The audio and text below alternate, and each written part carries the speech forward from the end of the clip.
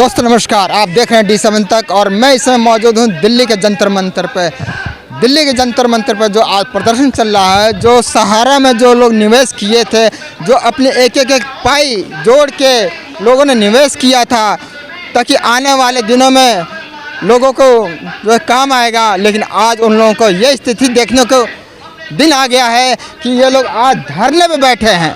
जी हाँ, जो सहारा कंपनी जो सुब्रत राय की थी, जो हालांकि वो मतलब डेट कर गए हैं, लेकिन फिर भी जो उनकी संपत्ति है गवर्नमेंट के पास है कुछ, और कुछ संपत्तियों का गवर्नमेंट ने नीलामी भी किया था, लेकिन वो जो पैसा है, वो रकम है, कहाँ गया किसी को पता नहीं। लेकिन जो लोग निवेश किए थे वो लोग आज जंतर मंतर में बैठे हैं अपनी मांगों को लेकर, ताकि उसमें से कुछ पैसा इनको मिले, ताकि इनको घर का जमा पूंजी है जो खर्चा मिल जाए।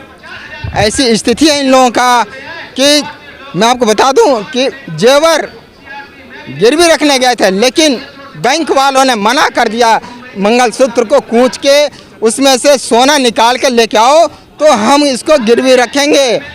इसको गिरवी रखने गए, कहाँ आने के लिए मालूम? दिल्ली आने के लिए।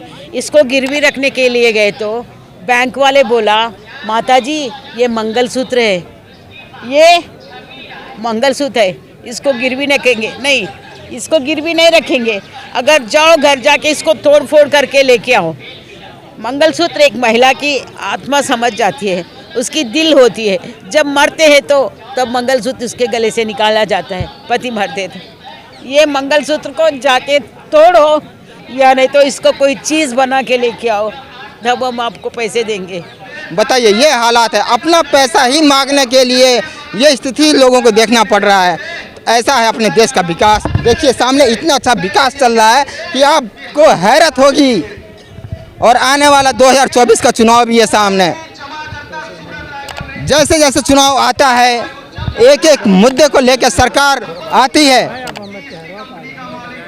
अपने मुद्दों को लेकर सरकार जनता के पास आती है, लेकिन जनता को लुभावने वादे देती है और जीतने के बाद इतना अच्छा विकास होता है देश में, जो कि आप देख सकते हैं कि अपनी मांगों को लेके लोग आज रोड पे बैठा हुआ है। हमारे साथ एक व्यक्ति हैं, बात कर लेते हैं। क्या नाम है? मेरा नाम उत्तम कुमार, बिहार राज्य का रहने वाला हूँ, नवादा जिला नवादा से आया हूँ। मैं प्रत्येक बार धरना प्रदर्शन के रूप में अपना भागीदारी व्यक्त करता हूँ। मजबूरी ये है कि मैं विगत 92 से संस्था में जुड़ा था। आज परिणाम ये है कि मैं अपना घर बार छोड़कर अदर किराए के मकान में रहता हूँ। मजबूरी ये है कि जिनका जिनका पैसा मेरे द्वारा जमा किया, उसे लोग हमारे घर पर चढ़कर तगादा करते हैं। आज ये स्थिति है कि मेरा पर्सनल 37 लाख रुपया भी संस्था में जमा है, जो अपने बेटी की भविष्य के लिए अपने मकान बनाने के उद्देश्य से रखा था कि 18 तक मुझे पेमेंट मिलेगा, मैं ये सारे कार्य कर लूँगा। परिणाम आज ये है कि घर छोड़ के हमको बाहर रहना पड़ रहा है। और क्या बताएं, ये दर्द जब मार्केट जाते हैं चुप्पे चोरी निकलते हैं। ये स्थिति बना दिया है, भगेड़ू का रूप धारण करवा दिया है।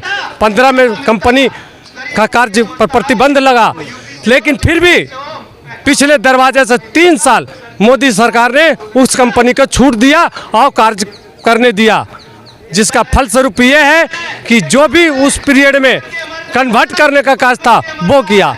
आज हमारे सुब्रत राय नहीं रहे।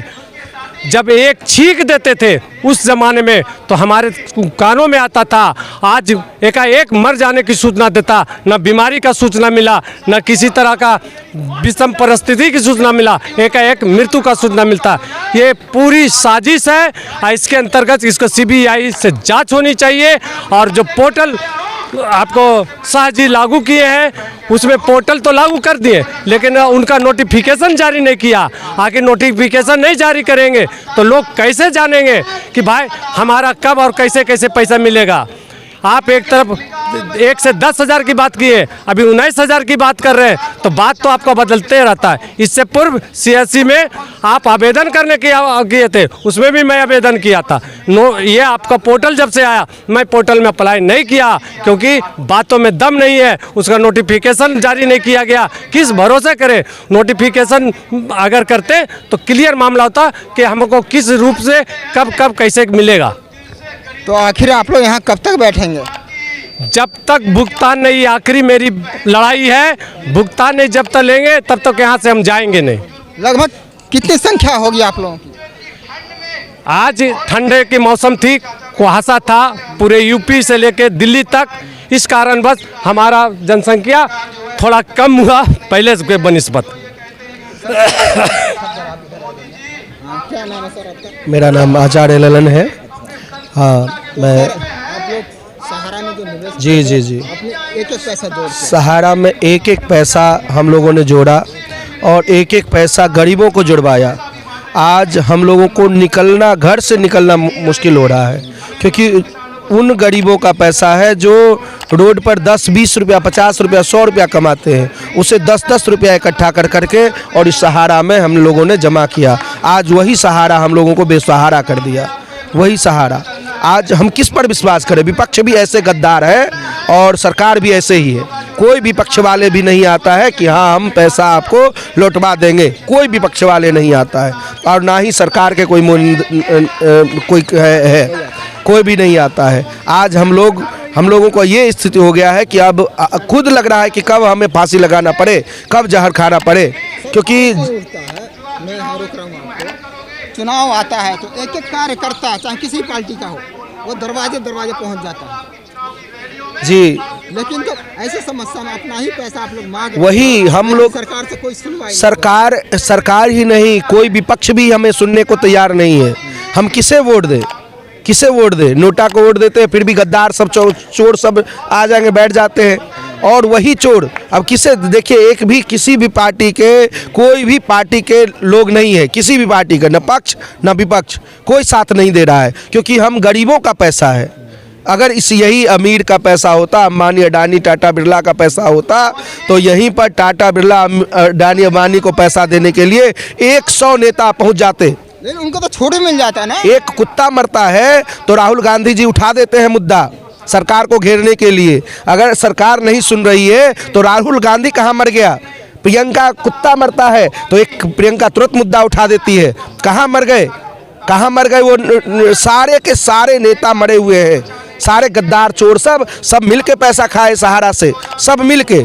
जब सहारा श्री का वो था तो ये अखिलेश यादव, जितने भी पार्टी है, सारे पार्टी वाले सहारा से मिल के पैसा खाया, और आज इसलिए सबने खाया है क्योंकि सब चोर है। इसलिए आज कोई भी ना पक्ष ना विपक्ष, कोई हमारे साथ नहीं है, कोई पक्ष विपक्ष साथ नहीं है। आप लोगों के साथ कोई नहीं है तो आने वाला 2024 का चुनाव है, कैसे फिर आप लोग देखेंगे? सरकार को गिराएंगे। अगर सरकार हमें नहीं देती है, भुगतान नहीं करती है, मैं आज तक किसी पार्टी को वोट नहीं दिया भाजपा के सिवाय, लेकिन मैं यहाँ से ही शपथ लेता हूँ कि अब अगर भुगतान नहीं तो मतदान नहीं। और एक ही नहीं, जितने भी एजेंट है, सबसे मैं आग्रह करूँगा कि जितने भी खाता धारक है, सबको बोले कि किसी पार्टी को वोट ना दे, और जो नेता जाए उसे घेराव करे, बस तभी पैसा मिलेगा। जब तक सारे राजनीति दल को बहिष्कार नहीं किया जाएगा तब तक पैसा नहीं मिलेगा, क्योंकि अगर सारे को नहीं करते तो पक्ष वाले नहीं आए तो विपक्ष कौन सा आ गया? तो देखिए, ना पक्ष है ना विपक्ष है, यहाँ पे इनकी मदद करने कोई नहीं आ रहा। एक शख्स और है हमारे साथ, आइए बात करते हैं। क्या नाम है सर आपका? मेरा नाम विनोद कुमार थापड़िया, मैं आसाम से हूँ। अच्छा, क्या कहना चाहते हैं आप लोगों को जो गाड़ी कमाई? मैं सबसे पहले तो आपके चैनल D7 तक को धन्यवाद दूंगा, जो कि हमारी आवाज़ को उठाने के लिए तत्पर है। सबसे पहले मेरा ये कहना है कि जैसे विपक्ष बेरोज़गार रोना रो रही है, ये मल्टीमीडिया में भी चलता रहता है और नेशनल न्यूज़ों में भी चलता रहता है। मैं उन्हीं विपक्ष पार्टियों से ये पूछना चाहूँगा, हम जो 12 लोग कार्यकर्ता जो बेरोज़गार हो गए हैं, उनके साथ विपक्ष कहाँ खड़ा है? उनके साथ विपक्ष का कहीं भी साथ नहीं है।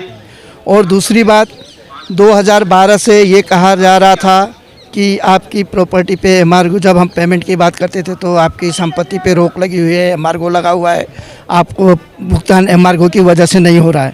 जैसे ही सहारा श्री जी गुजरे, सहारा श्री जी गुजरने के बाद में ये अब धीरे धीरे उनकी संपत्ति, अभी कुछ दिन पहले आया मीडिया में कि हॉस्पिटल बिक्री हो गया, और भी कहीं की ज़मीन बिक्री हो गई।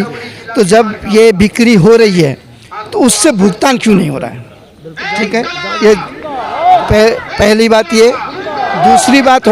दूसरी बात हो गई कि हम जो भुगतान मांग रहे हैं, वो सरकार से नहीं मांग रहे हैं, सरकार इसका जरिया है। जबकि ये संपत्ति सहारा द्वारा ये कहा गया है कि हमारी जितनी देनदारी है उससे 3 गुना हमारी संपत्ति है। जब 3 गुना संपत्ति है, सहारा श्री जी कहते थे, अब सहारा श्री जी तो नहीं है, तो जब वो 3 गुना संपत्ति है तो उससे हमारा भुगतान क्यों नहीं हो रहा? ठीक है, हम अपना ही पैसा मांग रहे हैं, कोई किसी से लॉलीपॉप या किसी से कोई दान दक्षिणा नहीं मांग रहे हैं। ठीक है, दूसरी चीज़ हो गई कि जैसे आपको पकड़ लीजिए, एक तो ये भुगतान की बात हो गई। दूसरी बात और एक है, जैसे सहारा श्री जी को इतनी बुरी हाय लगी कि उनकी दाह संस्कार में उनका बेटा, दोनों बेटे और उनकी मिसेज तक नहीं आई। अगर वे सहारा श्री जी की सच्ची आत्मा से, कोई भी अगर उसकी आत्मा को शांति दिलाना चाहते हैं, तो मैं उनके परिजनों से, सहारा से मैनेजमेंट में जितने भी लोग हैं उन लोगों से, कि अगर उनकी आत्मा को तहे दिल से अगर शांति दिलाना चाहते हैं तो उनके भुगतान करने के लिए वो भी आगे आए, सरकार के साथ भी बात करें और एजेंट लोगों के साथ भी बात करें, किसी भी तरह जमाकर्ता का भुगतान हो। तो देखिए, किसी भी तरह जमाकर्ता का भुगतान हो। अगर इनकी मांगे जायज़ है तो आप वीडियो को ज़्यादा शेयर करिए। देखते रहिए डी समन्ता, अब्रार अंसारी साहब, जंतर मंतर, दिल्ली।